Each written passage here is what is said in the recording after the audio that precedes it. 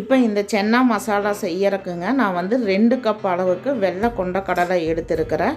இதை வந்து ஒரு 8லிருந்து 12 மணி நேரம் இதை நல்லா ஊற வச்சு எடுத்துக்குங்க. சுண்டல் நல்லா ஊறினதுக்கப்புறம் இதை வந்து தண்ணியை வடிகட்டிட்டு ஒரு குக்கரில் ஃபஸ்ட்டு ஆட் பண்ணிக்கிங்க. அடுத்ததாக நான் வந்து ஒரு மஸ்லின் கிளாத்தில் ஒரு 2 டீஸ்பூன் அளவுக்கு டீத்தூளை வந்து பேக் பண்ணி, அதாவது அது நல்லா பிரிஞ்சு வராத அளவுக்கு முடி போட்டு நான் இந்த சுண்டக்கடலையோட ஆட் பண்ணுறேங்க.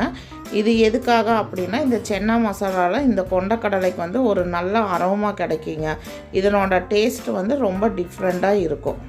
அடுத்ததாக இது கூட வந்து ஒரு பிரியாணி இலை, 2 பட்டை, 2 கிராம்பு, 2 ஏலக்காய் இதை வந்து நீங்கள் ஆட் பண்ணிக்கிங்க. இப்போ இந்த கொண்டக்கடலைக்கு தேவையான அளவு உப்பு ஆட் பண்ணிக்கிங்க. கொண்டக்கடலை மூழ்கிற அளவுக்கு தண்ணி விட்டு குக்கரை மூடி 6 விசில் விட்டு இறக்கி வைங்க. ப்ரெஷர் அடங்கட்டும். ஒரு 20லிருந்து 25 நிமிஷம் இதை அப்படியே விட்டுருங்க. அடுத்ததான் நான் வந்து இங்கே இந்த கிரேவி செய்யறதுக்குங்க 2 கப் அளவுக்கு துருவன பெரிய வெங்காயம் எடுத்துருக்கிறேன். அரைச்சது இல்லைங்க, மிக்சியில் போட்டு அரைச்சது இல்லை, நல்லா ரொம்ப ஃபைனாக பொடியாக துருவிக்கிங்க.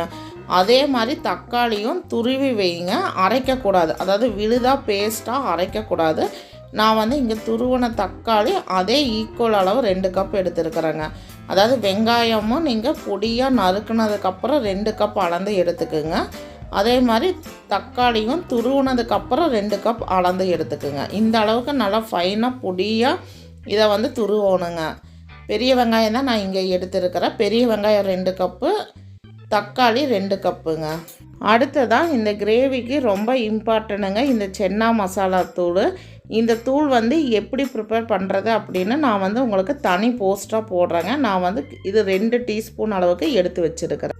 இப்போ 20 நிமிஷம் கழித்து நீங்கள் குக்கரை திறந்து பார்த்தீங்கன்னா நல்லா டிக்காசன் இறங்கி நம்ம கொண்டக்கடலை நல்லா மாவாட்டம் வெந்திருக்குதுங்க. அந்த தண்ணியை கொட்டிட வேண்டாங்க, தனித்தனியாக வடிகட்டி எடுத்துக்குங்க. இப்போ அந்த டீ பேக்கை, அந்த பட்டை, கிராம்பு, பிரியாணி இலையெல்லாம் எடுத்துடலாங்க.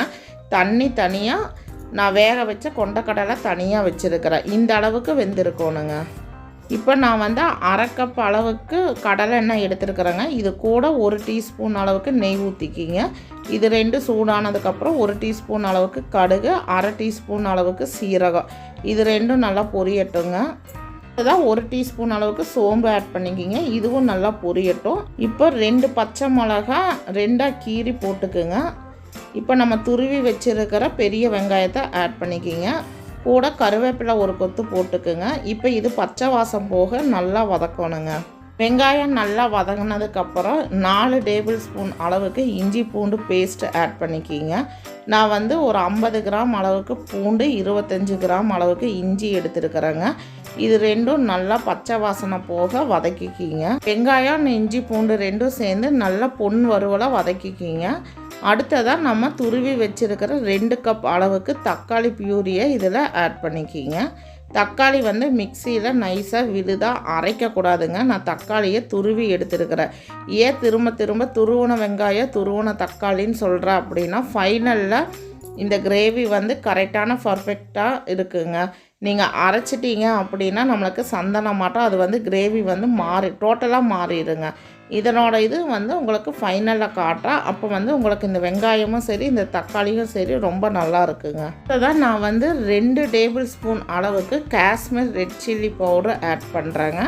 கூட வந்து 1/2 டீஸ்பூன் அளவுக்கு தனி மிளகாய் தூள் நான் ஆட் பண்ணுறேங்க. நீங்கள் பார்த்தீங்கனாலே தெரியும், காஷ்மீர் சில்லி பவுடர் வந்து நம்மளுக்கு நல்ல ஒரு கலரை கொடுக்குங்க. பட் காரம் 2க்கும் இருக்கிற டிஃப்ரெண்ட் கலர் பார்த்தீங்கனாலே தெரியுங்க. காஷ்மீர் ரெட் சில்லி பவுட்ரு வந்து நம்மளுக்கு ஒரு நல்ல ஒரு ரெட் கலரை கொடுக்கும் இந்த கிரேவிக்கு.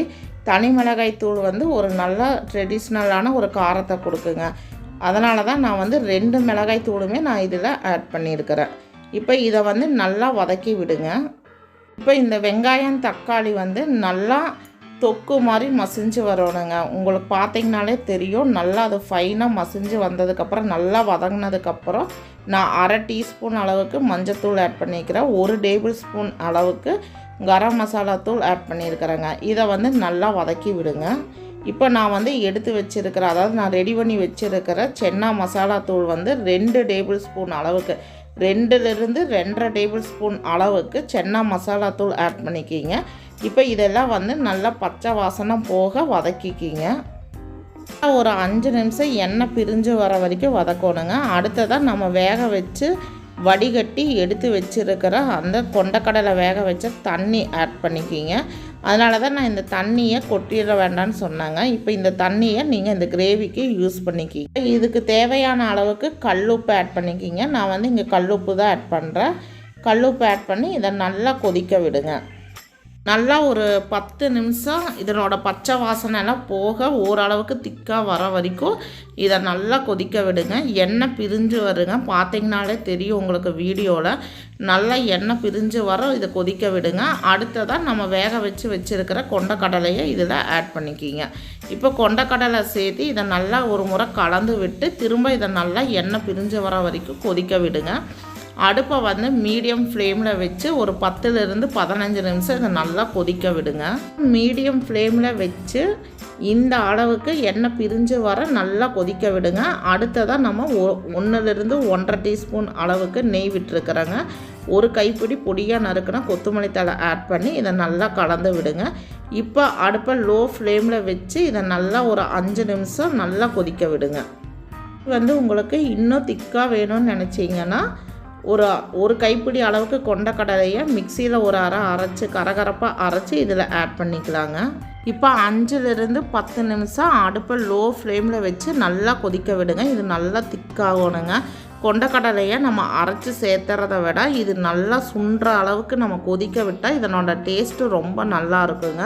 நான் தக்காளி வெங்காயத்தை துருவி போடுங்கன்னு சொன்னது இதுக்காக தாங்க. இதனோட டெக்ஸ்சர் பார்த்திங்கன்னா ரொம்ப பர்ஃபெக்டாக சூப்பராக இருக்குங்க.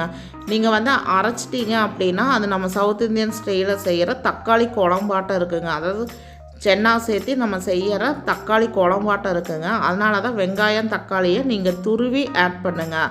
அப்போ உங்களுக்கு பார்த்தீங்கன்னா நம்ம கடையில் வாங்குகிற சென்னா மசாலா மாதிரியே இது இருக்குங்க. அதாங்க ரொம்ப சுவையான கலர்ஃபுல்லான காரசாரமான நம்மளோட சென்னா மசாலா ரெடிங்க. சூடாக நீங்கள் இதை சப்பாத்தி நான் ரொட்டி கூட இதை வந்து நீங்கள் சர்வ் பண்ணலாங்க. இந்த ரெசிபி உங்களுக்கு பிடிச்சிருந்ததுன்னா லைக் பண்ணுங்கள், ஷேர் பண்ணுங்கள், மறக்காமல் நம்ம சேனலை சப்ஸ்கிரைப் பண்ணுங்கள். இந்த ரெசிபியை நீங்கள் செஞ்சு பார்த்துட்டு எப்படி இருந்ததுன்னு உங்கள் ஃபீட்பேக் சொல்லுங்கள். தேங்க்ஸ் ஃபார் வாட்சிங்.